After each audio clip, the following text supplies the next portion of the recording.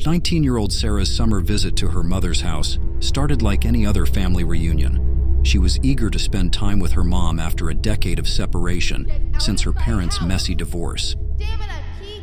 Get out of my house! Sara was also curious about meeting her new stepfather for the first time. It all began on a beautiful Monday morning when she had arrived at the quaint house in the countryside, nestled among tall trees and surrounded by an air of tranquility away from the urban lifestyle she'd been acquainted with. Upon arrival, Sara was introduced to her stepfather's brother, Mark, who had recently moved in after a recent separation. Mark's presence felt odd, his eyes carrying a hint of discomfort whenever Sara glanced in his direction. Despite her unease, Sara tried to shake off the feeling, attributing it to the unfamiliarity of the situation. As days passed, strange occurrences began to unfold within the house.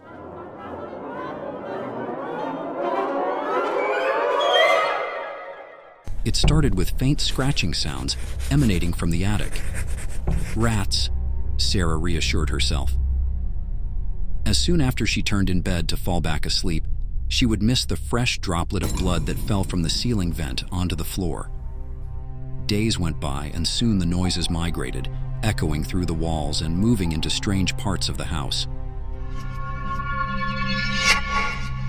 Sara dismissed them at first, telling herself it was just the natural bending and stretching of an old country house settling, or perhaps a family of mice. After several days, the odd noises came to a full stop. Her mother confirmed that her stepdad had finally gotten rid of the family of rats lurking in the home. All is well, or so Sara thought.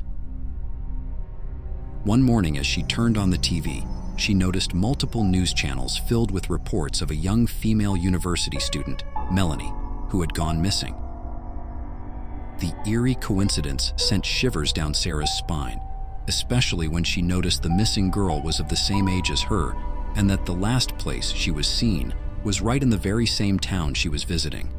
Sara also soon noticed Mark's discomfort whenever the topic of the missing girl was brought up. It wasn't long before Sara discovered Mark used to teach at the University of the Missing Girl. Unable to ignore her instincts, Sara was prompted to do some investigating, so she had to come up with a plan to be alone in the house, as Mark was always accompanying the home since he had recently become unemployed, quiet, and depressed after his marital separation.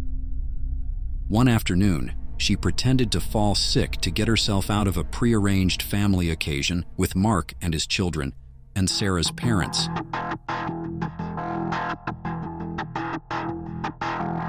As soon as everyone left, she snuck into his room in an attempt to find anything that might connect to Melanie.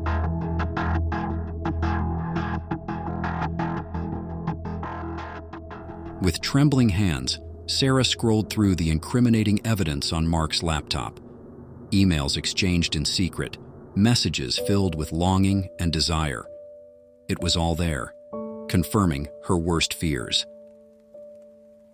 The discovery that Mark had been involved in an affair with the missing girl was a revelation that shook her to the core. Sara continues to investigate further and discovers Melanie is pregnant. In numerous messages, Mark adamantly denied having any relation with the unborn child, asking to break things off, leading Melanie to threaten telling his wife the truth. The pieces began to fall into place, and Sara realized that Mark's presence in the house was not just coincidental. After gathering all the evidence needed, she quickly closed the laptop and shoved it back under the bed. Once she slid the laptop back, she noticed something glinting in the darkness of the bed flooring. She reached for it and brought it into the light. Her mind raced with an electric current that hit her instantly when she realized it was the same distinct necklace she had seen around the missing girl's neck as seen on the news.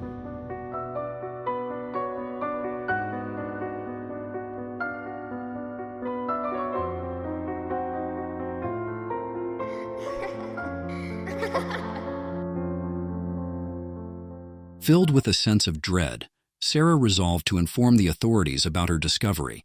But first, she must tell her mother to get her to safety before anything else. Sara quickly calls her mother and tells her everything.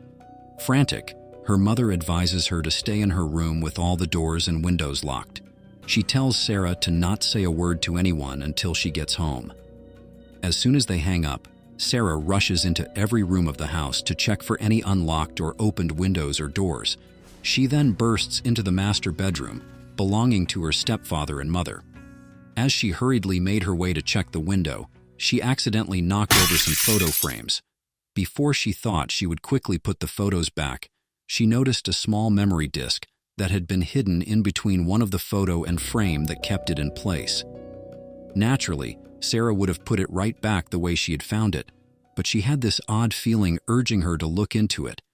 Sara goes to get her laptop and sticks the disk in to see what she would find. At first, there were nothing but a multitude of typical old photos of her mother and some of her stepfather and their wedding. But as she scrolled down further, the photos began to change to something dark and concerning. Photos upon photos, Sara stumbled upon intimate photos of Mark. Furthermore, as she scrolled, she started seeing photos of the missing girl, Melanie. Sara quickly came to the realization that her mother, the woman she trusted and loved, was the true culprit behind the disappearance.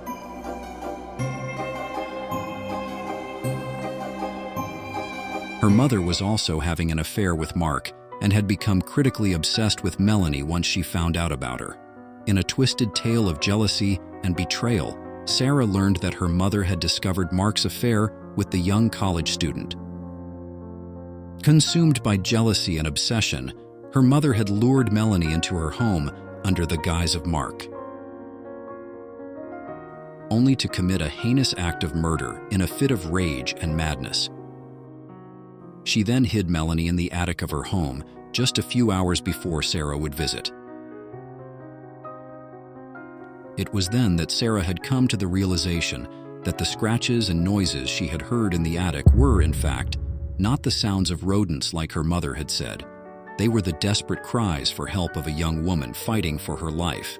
Melanie had somehow survived the bodily injuries, but days went by, and she grew too weak and deprived of the medical attention needed that she finally gave in to her injuries, which was when the noises dissipated altogether.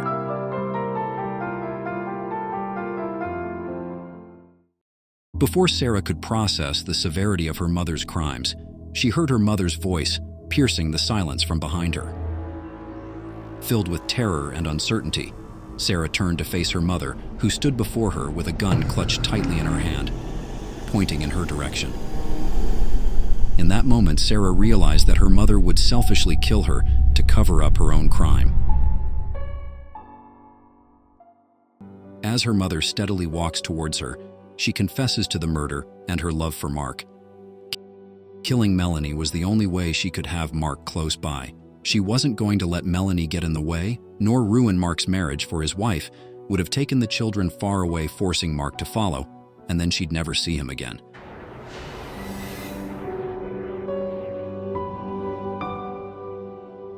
Sara's heart raced quicker and quicker, each nearing steps her mother took towards her. In a desperate plea for mercy, Sara cries and begs for her mother not to hurt her. As she continues crying and begging, a glimmer of humanity flickered within her mother's eyes. Memories of their shared moments of love and tenderness flooded her mind, reminding her of mother she once was before jealousy and rage had consumed her. In a sudden moment of clarity, Sara's mother came to the realization of the monster she had become. She told Sara that she loved her one last time before pulling the trigger on herself. Shortly after, the cops rushed to the scene and Sara told them everything.